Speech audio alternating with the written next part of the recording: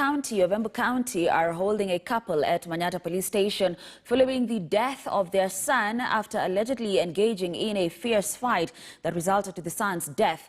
Confirming the incident, Frederick Kimani said preliminary investigations showed that the deceased was attacked with a panga. The murder comes barely 3 days after a man was stoned to death a few kilometers away at Kahigi village by unknown assailants.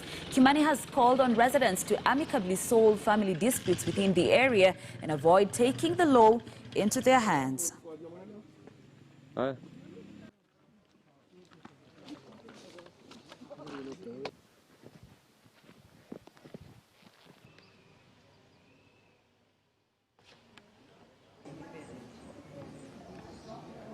Nataka kusema kwamba ni ukweli kuna maafa ambayo ilitokea jana usiku pande ya Kaikiro village, Kianjoki sublocation, location ya Gaturi North. Baba na mama waliweza kuchapana na kijana yao mmoja ambaye anaitwa Patrick na wakamjeruhi vibaya, na hivyo huyo kijana akaweza kuaga dunia.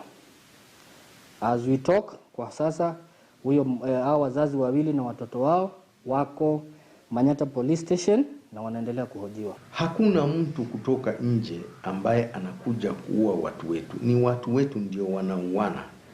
Kama nilivyosema, kwani hakuna njia zingine za kutumia kujitafutia haki ambayo mtu amekudhulumu mpaka umuue. Naomba watu wetu wawe na tafakari na warudi kwa Mwenyezi Mungu ili tusipate hii hali ya kuuana kiholela.